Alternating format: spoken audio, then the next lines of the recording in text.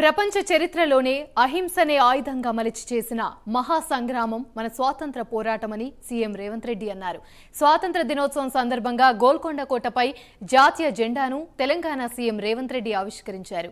అనంతరం పోలీస్ సిబ్బంది నుంచి గౌరవ వందనం స్వీకరించారు. గత ప్రభుత్వంలాగా అధిక వడ్డీలకు అప్పులు తెచ్చి ప్రజల నెత్తిన భారం వేయమన్నారు. వరంగల్ డిక్లరేషన్ అమలులో భాగంగా రుణమాఫీ చేస్తున్నామని రేవంత్ రెడ్డి చెప్పారు. రుణమాఫీ అసాధ్యమని కొందరు వక్రభాషం చెప్పారని 2 లక్షల వరకు రుణమాఫీ అమలు చేసి చూపిస్తున్నామన్నారు. ఇక సాంకేతిక కారణాలతో కొందరికి రుణమాఫీ అవ్వట్లేదని అలాంటి వారిని గుర్తించి అందజేస్తామన్నారు.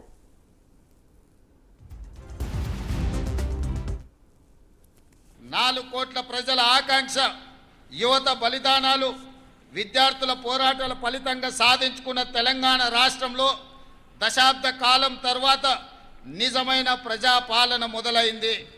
నాటి బ్రిటిష్ దాస్య శృంఖలాల నుండి దేశం ఏ విధంగా అయితే విముక్తి చెందిందో అదే స్ఫూర్తితో, అదే పోరాట పటిమతో అంతిమ పోరాటం చేసి డిసెంబర్ 3, 2023న స్వాతంత్రాన్ని పొందాం. ఇప్పుడు రాష్ట్రంలో ప్రజల చేత, ప్రజల కొరకు ప్రజలు ఎన్నుకున్న ప్రజాప్రభుత్వం కొలువై ఉంది.